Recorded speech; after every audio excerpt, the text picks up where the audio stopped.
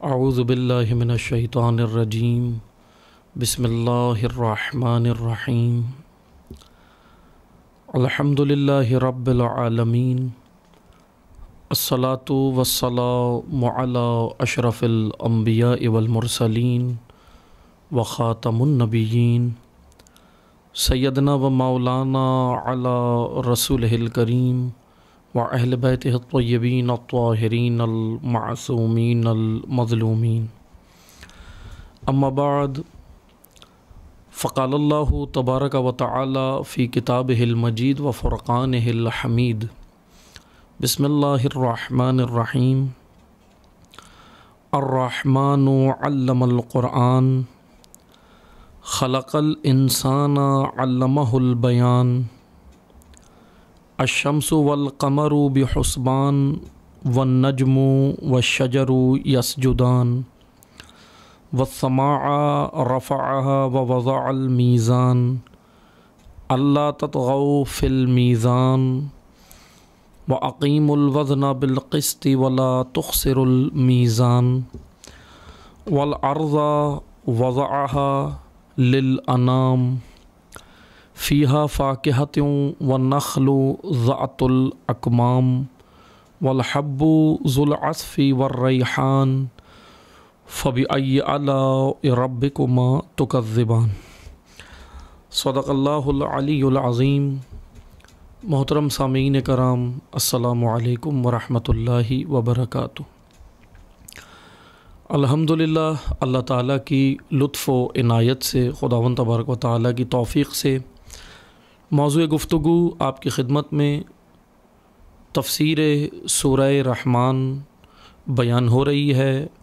ایک طالب علمانہ تفسیر اور تشریح سورہ رحمان کی آپ کی خدمت میں ہم بیان کر رہے ہیں، اور اس سلسلے کا آج یہ چوتھا درس یا چوتھی نشست ہے جو اللہ تعالیٰ کی توفیق سے آپ کی خدمت میں بیان ہو رہی ہے۔ سورہ مبارکہ رحمان قرآن مجید کا 55واں سورہ، 55 نمبر سورہ، اور جس کو عروس القرآن بھی کہا جاتا ہے روایات کی روشنی میں، اور واقعاً بہت خوبصورت سورہ کہ جس کے اندر اللہ تعالیٰ نے ذات حق نے نعمتوں کا بیان کیا ہے اور قانون نعمت بھی بیان کیا۔ خداوند تبارک و تعالیٰ نے اس سورہ کے اندر نعمتوں کے ساتھ ہی کچھ ایسی نعمتیں بھی بیان کی ہیں جو عالم غیب کی یا جنت عدن یا ایسے مقام کی کہ جہاں پر انسان نے ہم فیہا خالدون یعنی ہمیشہ کے لیے رہنا ہے۔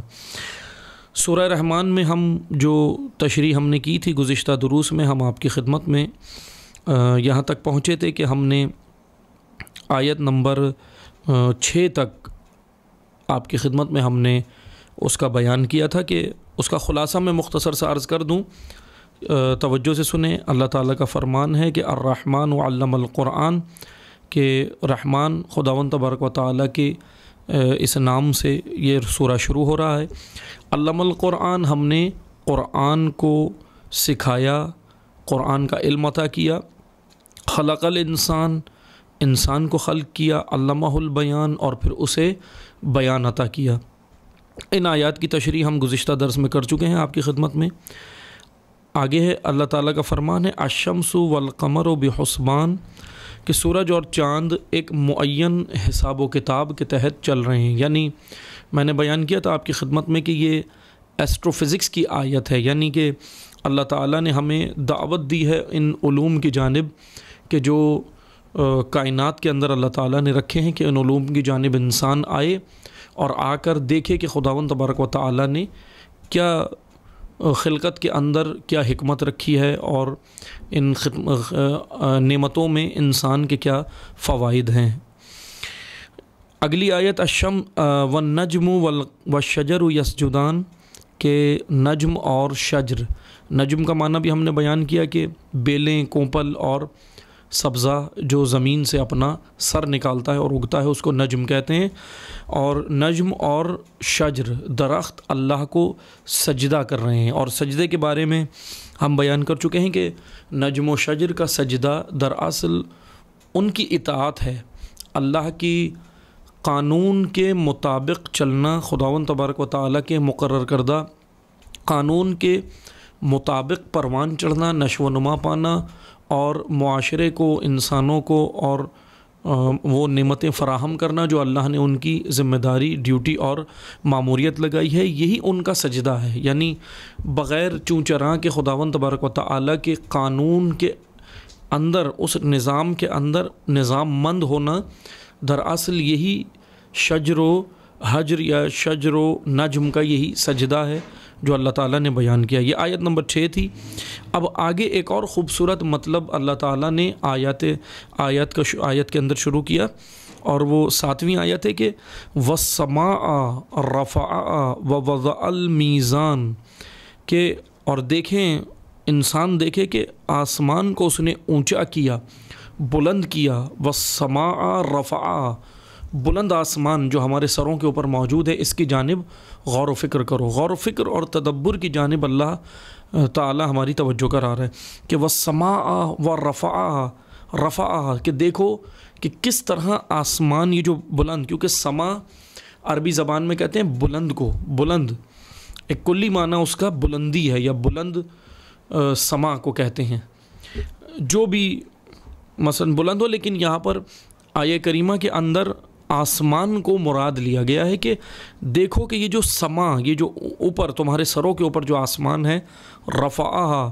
اونچا جو ہے، یہ جو اوپر آپ کو نظر آتا ہے، وَوَضَعَ الْمِيزَانَ، کہ یہ کس طرح اس کو اللہ نے وضع کیا ہے، توازن کے ساتھ قائم کیا ہوا ہے۔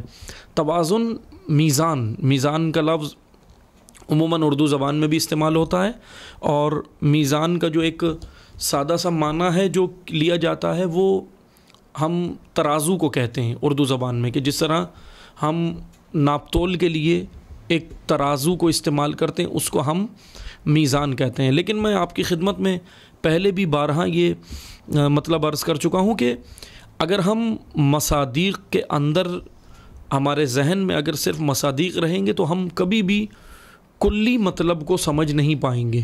اس لیے میزان اگر ہم صرف ترازو ہی کو سمجھیں جو ہماری روزمرہ زندگی میں ہمیں نظر آتا ہے، لین دین میں، خرید و فروخت کے اندر جو ترازو ہمیں نظر آتا ہے، وہ میزان کی ایک قسم کہہ لیں یا میزان کا ایک مصداق ہے۔ میزان دراصل صرف ترازو ہی کو نہیں کہتے کہ بس جو ہم عام روزمرہ کی روٹین کے اندر جس کے وزن کرنے کے، حساب کرنے کی، جس طرح آج آپ دیکھتے ہیں پہلے ترازو چلتے تھے، اس کے اوپر بٹے رکھ کے تولا جاتا تھا، ابھی بھی ہیں، موجود ہیں، لیکن اب ڈیجیٹل آ گئے، بجلی سے چلنے والے ترازو ہیں کہ جس کے اوپر جو ہے وہ اشیاء کو رکھ کر تولا جاتا ہے۔ یہ میزان ہے، لیکن میزان کا مصداق ہے، یعنی ایسی چیز کہ میزان کا میں اگر ایک سادہ سا معنی بیان کروں، میزان دراصل ایک معیار کو کہتے ہیں۔ معیار، میزان کا کلی معنی ہے معیار، کسی بھی چیز کے لیے معیار، اس کی مطلب ایسا معیار کہ یہ جو ہم آلہ استعمال کرتے ہیں، تولنے والا آلہ، یہ ایک معیار ہے۔ اگر یہ مثلا فرض کریں، اگر ہماری یہ روزمرہ زندگی کے اندر ہی اگر یہ میزان نہ ہوتا، اگر یہ آلہ نہ ہوتا، ترازو جس کو ہم ترازو کہتے ہیں، اگر یہ ترازو نہ ہوتا تو ہماری زندگی کتنی مشکل ہو جاتی۔ کوئی چیز ہم کس طرح لیتے، کس معیار کے اوپر ہم خرید و فروخت کرتے، انسان سوچے ذرا کہ کس معیار کے اوپر خرید و فروخت کرتا، کیونکہ خرید و فروخت کے لیے بھی اسے کسی نہ کسی معیار کی ضرورت ہے جس میں وزن کو تولا جائے۔ اور اللہ تعالیٰ نے اگلی آیت میں بیان کیا بھی، جیسے کہا نا اللہ تعالیٰ نے کہ وَالسَّمَاءَ رَفَعَهَا وَوَضَعَ الْمِيزَانَ، کہ آسمان کی جب بات کی تو کہا یہ ایک میزان اور توازن کے تحت قائم ہے، مقرر ہے اس اصول کے اندر۔ میزان اصول اور معیار کو کہتے ہیں، اس اصول میں آسمان جو ہے وہ قائم ہے۔ اللہ تطغوا فی المیزان، اگلی آیت کیا کہہ رہی ہے؟ تاکہ تم توازن قائم رکھنے میں سرکشی نہ کرو۔ تطغوا، طغیان سے ہے لفظ، طغیان سرکش کو کہتے ہیں۔ تطغوا یہاں پر لفظ استعمال ہو رہا ہے، یعنی سرکشی، حدود سے باہر نکلنا، سرکش ہو جانا، طاغی ہو جانا، طغیان۔ یہ میزان کیوں قرار دیا اللہ نے؟ فی المیزان، تاکہ تم سرکشی نہ کرو، پھر اگلی آیت کیا کہہ رہی ہے؟ وَأَقِيمُ الْوَزْنَ وزنا، اور تم وَأَقِيمُ الْوَزْنَ بِالْقِسْطِ، اور تم انصاف سے ٹھیک طریقے پر تولو، قسط عدل انصاف، وَلَا تُخْسِرُ الْمِيزَانَ، اور تولنے میں، معیار کو پرکھنے میں دوسروں کا تخسرو خسارہ مت کرو، معیار کے اندر لوگوں کا خسارہ مت کرو۔ بڑی خوبصورت آیات ہیں، اللہ تعالیٰ نے ایک معیار قرار دیا ہے آسمان کے لیے بھی، کہ آسمان جو یہ کھڑا ہوا ہے، جن ستونوں پر کھڑا ہوا ہے، اب وہ ظاہر سی بات ہے کہ وہ ستون اور پلر ہمیں نظر نہیں آتے۔ ابھی ہم مثلا یہ کہہ سکتے ہیں آسمان کیسے کھڑا ہوا ہے؟ آسمان کسی پلر کے اوپر نہیں کھڑا ہوا۔ آپ نے دیکھا کوئی، جیسے ہم چھت کھڑی کرتے ہیں، چھت بناتے ہیں گھر کی، تو دیواروں کے اوپر چھت قائم ہوتی ہے، پھر اس کے لیے پلر بھی بیچ میں قائم کرتے ہیں اگر بڑا کمرہ اور بڑا ہال ہو۔ وہ پلر، وہ ستون ضروری ہیں تاکہ ان ستونوں کے اوپر وہ چھت کا جو وزن ہے وہ اس کے اوپر آ جائے اور چھت گرے نہیں نیچے کی جانب۔ لیکن اللہ تعالیٰ نے یہ جو آسمان ہے، ہم کبھی اس میں غور و فکر کریں کہ اللہ نے اس طرح قائم کیا کہ اس کے اندر کوئی پلر بھی نظر نہیں آتا ہمیں، کہ کوئی پلر لگاؤ ہمارے سروں کے اوپر کیسے قائم ہے۔ یہ بڑی حکمت ہے اللہ تعالیٰ کی۔ یہ مثلاً پھر اس کے بعد اب بہرحال ابھی ہمارا موضوع ہم اس کو زیادہ نہیں کھولیں گے، صرف تھوڑا سا میں اس مطلب کو کھول دیتا ہوں، سما کے بارے میں، آسمان کے بارے میں صرف تھوڑے سے مطالب کھولتا ہوں کہ جس طرح آج انسانوں نے ترقی کی، سائنس نے ریسرچ کی، سائنس نے ترقی کی، سائنس جو ہے وہ انکشافات کی ہے۔ لیکن یاد رکھیں ایک چیز میں یہاں بتاتا چلوں کہ دیکھیں سائنس کی جو ترقی ہوتی ہے یا سائنس جو آج انکشافات کر رہی ہے، ہم اس کو مکمل ایک حتمی نہ فیصلہ نہ دے دیں۔ مثلا یہی نہ سمجھیں کہ بس جو سائنس نے بول دیا وہ لفظ حرف آخر ہے، ایسا نہیں ہے۔ بلکہ سائنس کے اندر آپ دیکھتے ہیں کہ سائنٹسٹ جب ریسرچ کرتے ہیں، اس کے اندر جاتے ہیں، تو کوئی بھی مطلب کسی بھی فیلڈ کے اندر، کسی بھی علم کے اندر جب وہ جاتے ہیں اور ریسرچ کر کے تحقیق کر کے بتاتے ہیں، تو وہ اپنے علم کے مطابق جہاں تک پہنچے ہیں وہ اس کو بتاتے ہیں۔ لیکن قرآن سائنس نہیں ہے، قرآن کسی علم کا محتاج نہیں ہے۔ ایسٹرو فزکس ہو، سائنس ہو، بائیولوجی ہو، ارضیات ہو، سماوات ہو، حیوانات کے علوم ہو، جو بھی علم آج ہمیں کائنات میں نظر آتے ہیں، وہ تمام علوم مرہون منت ہیں قرآن کے۔ لیکن قرآن کسی بھی علم کا محتاج نہیں ہے، کیونکہ قرآن کلام اللہ ہے۔ کلام اللہ، اللہ کا کلام، کسی بھی کلام کا محتاج نہیں ہوتا، کسی بھی علم کا محتاج نہیں ہوتا۔ اگر محتاج ہو جائے تو وہ اللہ کا کلام نہیں ہوتا۔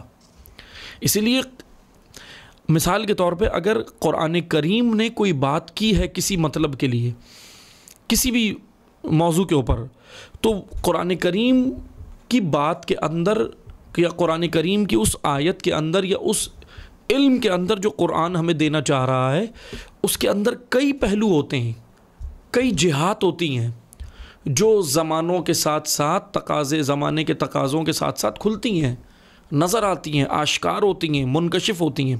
لیکن ہمارے اوپر اگر کوئی سائنس کوئی ریسرچ کر کے اگر ہمیں بتائے، سائنٹسٹ اگر یہ بتائے کہ فلاں چیز آسمان کے اندر یہ ہے، یا جس طرح اور ہم پھر قانون کے اندر جاتے ہیں نا، جیسے سائنس ہمیں بتائے کہ مثلا آج آسمان کے اندر انہوں نے ریسرچ کی کہ یہ ہے، کہکشانیں اتنی ہیں، ستارے اتنے ہیں، منظومہ شمسی اس طرح ہیں، تو ہم یہ نہ سمجھیں کہ وہ حتمی بات ہو گئی ہے۔ کیونکہ آپ نے دیکھا ہوگا ایک سائنٹسٹ، ایک سائنسدان جب کوئی ریسرچ کرتا ہے، وہ جاتا ہے تو دوسرا سائنسدان اس سے آگے کی ریسرچ کر کے آ کے اس کی تحقیق سے بڑھ کر کچھ بات بتا رہا ہوتا ہے۔ یہ انسانی کمال ہے، انسانی عقل کا بھی کمال ہے کہ وہ زمانے کے تقاضوں کے ساتھ ساتھ، عصری تقاضوں کے ساتھ ساتھ، وسائل مہیا ہونے کے ساتھ ساتھ انسانی عقل وسیع تر بھی ہوتی ہے۔ عقل وسیع نہیں ہوتی، ان عقل کے اوپر جو انکشافات ہوتے ہیں اس میں آسانی ہو جاتی ہے زمانے کے وسائل کے ساتھ ساتھ۔ اسی طرح آسمان کی جب باری آتی کہ اللہ تعالیٰ نے آسمان کو ایک میزان کے تحت قائم کیا، تو قرآن کریم آسمان کی خلقت کے بارے میں اور بھی بہت کچھ بیان کرتا ہے۔ مثلا یہ جو ہم کہتے ہیں نا عموماً کہ 7 آسمان، اللہ تعالیٰ نے ایک ہمیں یہ کہہ لیں کہ آسمانوں کی خلقت کے لیے ہمیں ایک مثال دی ہے انسان کو کہ 7 آسمان، ان 7 آسمان میں کیا ہے. جیسے میں آپ کو ایک مثال دیتا ہوں نا کہ جتنے بھی سائنسدان ہیں انہوں نے آج ریسرچ اور تحقیق کر کے بتایا کہ آسمانوں کے اندر کیا ہے. جیسے آج کی تحقیق کے مطابق، جیسے دنیا کا اس وقت جو ادارہ ہے ناسا، دنیا کے اندر بڑا ادارہ ہے، اس کی تحقیق کے مطابق کہ آسمان کے اندر، مثلا آسمان کی خلقت کے اندر میں چند چیزیں آپ کو بتاتا ہوں، پھر ہم آیت کی جانب آئیں گے. جیسے سب سے پہلی جو سطح ہے آسمان کی، جو ہمیں زمین سے نظر آتی ہے، یہ جو ہماری آنکھوں کے اوپر آسمان ہے جو آنکھوں سے ہم دیکھ سکتے ہیں، اس کو سائنسدان یا اس کو سائنس کی اصطلاح میں ٹروپوسفیئر کہا جاتا ہے. ٹروپوسفیئر، فضا اور آسمان، اس کے بارے میں جو ریسرچ ہے. بہرحال اس کے اوپر ائمہ علیہ السلام کی احادیث بھی بڑی خوبصورت موجود ہیں، انشاءاللہ ہم ان سے بھی استفادہ کریں گے. لیکن ابھی ہم آپ کی خدمت میں بیان کرتے ہیں ٹروپوسفیئر یہ ایک پہلی چھت ہے آسمان کی، یا یہ کہہ لیں کہ یہ پہلا آسمان ہے. اور یہ بڑی خوبصورت اس کے اوپر تحقیق کی کہ گیسوں کی تعداد اور پانی کے گرد جتنے ذرات ہوتے ہیں وہ اسی ٹروپوسفیئر میں ہوتے ہیں. گرم ہوا اوپر کی جانب اٹھتی ہے اور ٹھنڈی ہوا نیچے کا رخ کرتی ہے. اور پھر یہ جو تہ ہے آسمان کی، جب یہ گرم ہوا اوپر کی جانب اٹھتی ہے، فضاؤں کے بارے میں جو تحقیقات ہیں، ماہرین یہ کہتے ہیں گرم ہوا جب اوپر کی جانب اٹھتی ہے اور ٹھنڈی ہوا نیچے کا رخ کرتی ہے، تو پھر اسی تہ کے سبب، اس تہ کے اوپر یہ ہوتا ہے جو آسمان کی پہلی تہ ہے، اس سے پھر بارشیں ہوتی ہیں، بجلی چمکتی ہے اور سمندری طوفان آتے ہیں. یہ جو آپ کو آج نظر آتے ہیں مختلف قسم کے طوفان، سمندری طوفان، اور یہ آندھیاں آتی ہیں فضا کے اس حصے کے اوپر. یہ پہلا حصہ ہے فضا اور آسمان کا. پھر اس کے اوپر ذرا سکون کی حالت ہے جو ماہرین کہتے ہیں. پھر اس کے اوپر والے حصے کو اسٹارٹوسفیئر کہتے ہیں. ٹروپوسفیئر، اسٹارٹوسفیئر. یہ اس تہ کے اوپر، یہ اب دیکھیں اللہ تعالیٰ کی حکمت دیکھیں. اللہ تعالیٰ نے کہا نا کہ اس میں غور و فکر کرو. ماہرین یہ کہتے ہیں کہ یہ اسٹارٹوسفیئر جو ہے، اس کے اوپر سورج سے نکلنے والی کچھ تابکاری شعاعیں ہوتی ہیں جو اس کے اوپر آتی ہیں، اور اس کے اوپر ایک حفاظتی تہ بھی ہے جس کو اوزون کہتے ہیں. اوزون کی کچھ لیئرز ہوتی ہیں سائنٹسٹ کے بقول. وہ اوزون سورج سے نکلنے والی تابکار شعاعوں کو جو زمین کے لیے مضر ہیں، زمین کے لیے اچھی نہیں ہیں، کیونکہ اگر یہ زمین کی تہ پر آ جائیں تو یہ زمین کو بھسم کر سکتی ہیں، ایک لحظے کے اندر زمین کو جلا سکتی ہیں. ان شعاعوں کو اوزون جو لیئرز ہوتی ہیں وہ ان شعاعوں کو کنٹرول کرتی ہیں. اور یہ دوسری تہ جو آسمان کی ہے، پہلی تہ جو ہے ٹروپوسفیئر ہے، دوسری تہ اسٹارٹوسفیئر ہے. اس کے اوپر یہ تہ یہ کام کرتی ہے. اور یہ جتنے بھی آپ دیکھتے ہیں نا کہ ہم سنتے ہیں کہ سائنٹسٹ کہتے ہیں کہ ستارے ٹوٹتے ہیں، اور جو ٹوٹتے ہیں ستارے، واقعاً یہ ایک ٹوٹنے کا عمل ہوتا ہے نظام شمسی کے اندر، لیکن وہ ٹوٹ کر زمین کی جانب آپ دیکھتے ہیں زمین پہ نہیں گرتے، کیونکہ یہ جو اوزون لیئرز ہیں وہ اس کو اوپر ہی روک لیتی ہیں، اس ستاروں کو وہیں پہ روک کر ختم کر دیتی ہیں. اس وجہ سے وہ زمین کی جانب نہیں آتے. شہاب ثاقب ایک ستارہ ہے جو اسی کے اندر جلتا بھی ہے، وہ اسی تہ کے اندر بہرحال یہ سارے کام ہوتے ہیں. اور جو اس کے اوپر ایک بڑی تہ، یہ 3 بڑی تہیں سائنٹسٹ نے بیان کی ہیں. اور اسٹارٹوسفیئر کے بعد اب تیسری بڑی تہ جو ہے جو اس سے اوپر ہے وہ ایکوسفیئر ہے.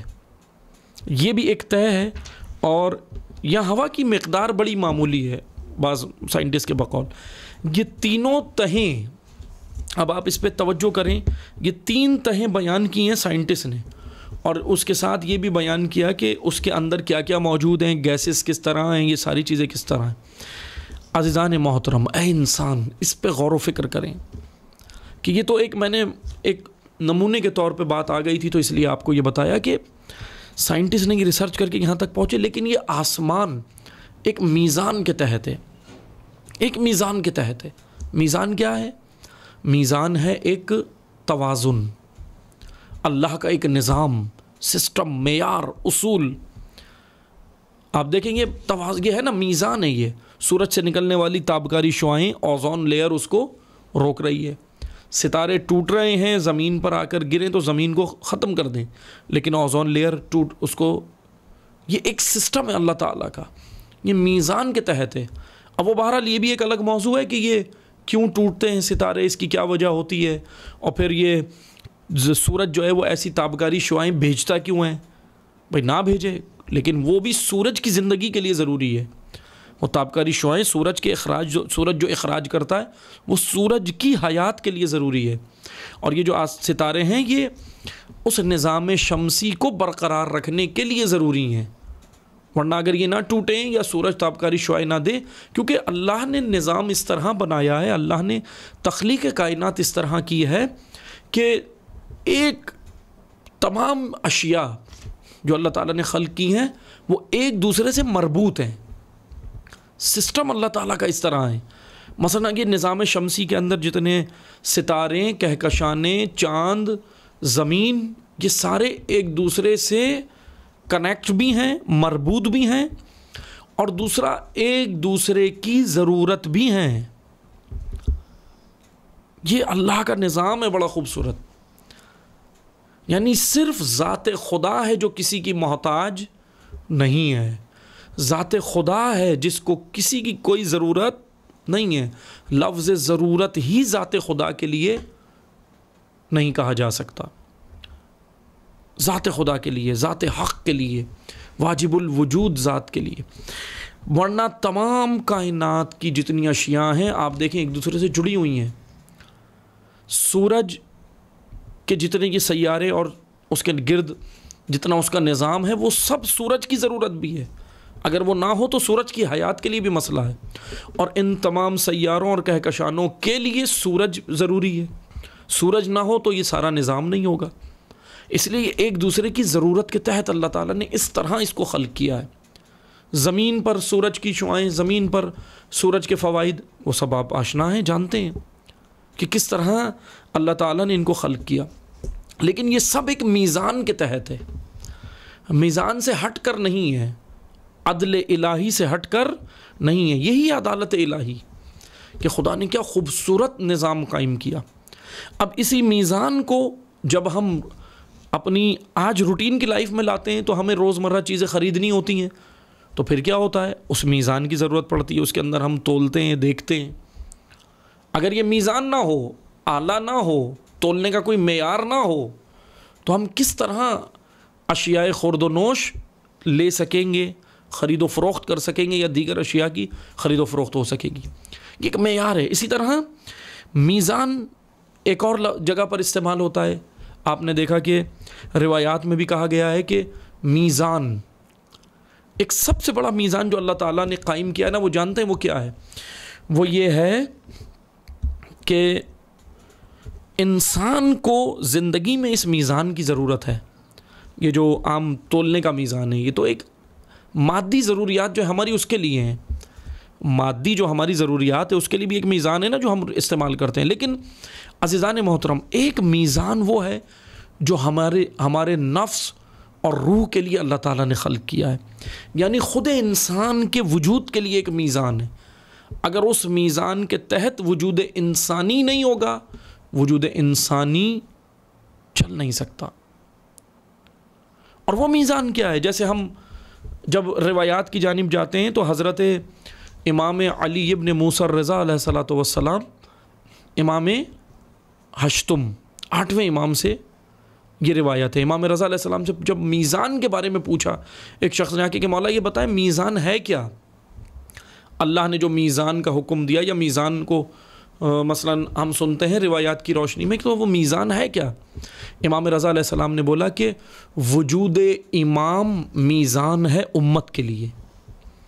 وجود امام یعنی ائمہ علیہ السلام کا وجود، پیمبر کا وجود، نبی اکرم کا وجود، انبیاء کا وجود معیار ہے جن و انس کے لیے، انسانوں کے لیے، انسانوں کے اعمال۔ مثلا اللہ تعالیٰ نے کہا نماز پڑھو، اللہ تعالیٰ نے کہا نیکی کرو، اللہ تعالیٰ نے کہا امر بالمعروف کرو، خدا نے حکم دیا نا ہمیں۔ اب ہم جو اعمال انجام دیتے ہیں وہ اعمال کس میزان پر پرکھے جائیں؟ سوال یہ بنتا ہے۔ میزان تولنے کا، روز محشر ہے، ہمارے اعمال کس معیار کے تحت خدا قبول کرے گا؟ اعمال کی قبولیت کا معیار اعلیٰ، وہ میزان کیا ہے؟ امام رضا علیہ السلام فرماتے ہیں وجود امام، یعنی بڑا خوبصورت اللہ کا قانون ہے. ہم ہیں انسان ناقص، انبیاء اور ائمہ ہیں انسان کامل. ناقصین کے اعمال کا معیار اللہ نے انسان کامل کے وجود کو رکھا ہے. ہمارے اعمال کا معیار وجود امام ہے. یعنی یہ جو ہم سنتے ہیں نا کہ ان کی محبت میزان ہے، اہل بیت کی محبت میزان ہے، لیکن اس کے ساتھ ایک مشکل یہ ہوئی ان احادیث کے ساتھ کہ ان احادیثوں کی وضاحت کی ضرورت تھی. اب بس محبت اہل بیت سنا اور پھر چلے گئے اور کہا کہ بس چھٹی ہو گئی، اب بس ہم جو بھی کرتے پھریں دنیا کے اندر معاذ اللہ گناہ کریں، سب کچھ کریں، اور پھر اس کے بعد ہم کیونکہ دل میں ہمارے حب علی ہے، دل میں ہمارے حب اہل بیت ہے، دل میں ہمارے حب نبی ہے، تو بس پھر ہم جنتی ہیں. یہ معیار نہیں عزیزان محترم، یہ ایسے دین نہیں ہے. اللہ کا میزان ایسے نہیں ہے جیسے ہم نے سمجھ لیا ہے. میزان الہی ایسے ہے کہ یہ جو محبت اہل بیت ہے، قُلْ لَا أَسْأَلُكُمْ عَلَيْهِ أَجْرًا إِلَّا الْمَوَدَّةَ فِي الْقُرْبَى، یہ جو اللہ کہہ رہا ہے کہ اے حبیب ان کو کہو کہ اجر رسالت مودت ہے، اہل بیت کی مودت ہے. وہ مودت، وہ محبت کیا ہے؟ اقربا کی محبت و مودت کیا ہے؟ وہ ایک معیار ہے، وہ ایک معیار ہے اعمال کا، اعمال کی قبولیت کا معیار ہے. اور ان اپنے اعمال کو، یعنی وجود انسان کامل ایک معیار اور تولہ اور آلہ ہے انسان ناقص کے اعمال کا. جانتے ہیں یہ میزان کیسے ہوگا؟ روز محشر جو خدا نے کہہ دیا نا کہ میزان میں تمہارے اعمالوں کو رکھا جائے گا، وہ میزان اس طرح نہیں ہے جو ترازو ہوتے ہیں، بٹے رکھ دیا آپ نے، ادھر وزن رکھا اور ایسے ہو گیا. ہمارے ذہن میں تو ابھی یہی میزان ہے نا. وہ میزان ایسے ہوگا کہ اہل بیت کے کردار، انبیاء کے کردار، اولیاء و اوصیاء کے کردار، ان کا کردار ہمارے اعمال کا معیار ہے، ہمارے اعمال کو پرکھنے کا معیار ہے. ان کا کردار، ہمارے اعمال کو ان کے کردار کی روشنی میں پرکھا جائے گا. انسان کامل کے ان کی روشنی میں پرکھا جائے گا. آپ نے مثلا میں نے نمازیں پڑھیں، میں نے روزے رکھے، معیار کیا تھا؟ کس لیے کیے؟ اس میں کتنا اخلاص تھا؟ ان اعمال کو وہاں اہل بیت، انبیاء، اوصیاء، اولیاء، ان کی عبادتیں، ابھی توجہ سے سنیں کہ یہ معیار کیا ہے. اہل بیت اور انبیاء کی عبادتیں ہماری عبادتوں کو پرکھنے کا معیار ہیں، میزان ہیں. اس طرح اعمال اللہ تعالیٰ نے رکھے ہیں قبولیت کے لیے کہ ان کے اعمال کی روشنی میں ہمارے اعمال کو پرکھا جائے گا. کس طرح انجام دیا؟ جیسا انہوں نے بتایا تھا ویسا ہی انجام دیا. اس لیے تو ہمیں کیا کہا گیا کہ رسول اللہ صلی اللہ علیہ وآلہ وسلم کی ذات اے انسانوں تمہارے لیے اسوہ حسنہ ہے، یعنی ان کی سیرت کو اپنا لو. جب ہم ان کی سیرت کو اپنائیں گے یہی میزان ہے. ان کی سیرت، ان کی پیروی، ان کی تعصی، ان کی اطاعت، یہ ہمارے اعمال کا معیار ہے. اور اسی میزان کی وجہ سے اللہ تعالیٰ نے کیا کہا؟ اسی میزان کے تحت کائنات بھی قائم ہے. میزان میں قائم ہے کائنات. اللہ تعالیٰ کا نظام ہی میزان ہے، اس کے اندر یہ ساری کائنات ہے. آج تمام کہکشانیں، چرند پرند ایک میزان کے تحت ہیں، ایک قانون کے تحت ہیں. انسانوں کے لیے بھی ایک قانون ہے، اور وہ اس طرح اللہ تعالیٰ نے رکھا. وَالسَّمَاءَ رَفَعَهَا وَوَضَعَ الْمِيزَانَ، سما آسمان ایک میزان کے تحت ہے. پھر اللہ تعالیٰ نے کیا کہا؟ اللہ تطغوا فی المیزان، میزان میں سرکشی مت کرو، طغیان نہ کرو، غلط مت تولو. وَأَقِيمُوا الْوَزْنَ بِالْقِسْطِ وَلَا تُخْسِرُوا الْمِيزَانَ، اور تم انصاف سے، ٹھیک طریقے سے تولو، اچھے طریقے سے، قسط، عدالت. وَلَا تُخْسِرُوا الْمِيزَانَ، اور خسارہ نہ کرو، میزان میں خسارہ نہ کرو، معیار عدل میں خسارہ نہ کرو. یہ 9 آیات تھیں. اگلی آیت ہے وَالْأَرْضَ وَوَضَعَ لِلْأَنَامِ، اور زمین کو اس نے بنایا تمام خلائق کے لیے. اللہ اکبر. وَوَضَعَ للانام، انام عوام الناس، عوام الناس کے لیے اس نے زمین کو بنایا. فیہا فاکہۃ والنخل ذات الاکمام، جس میں میوے ہیں، کھجور کے درخت ہیں خاص طرح کے غلافوں والے، اکمام غلافوں والے.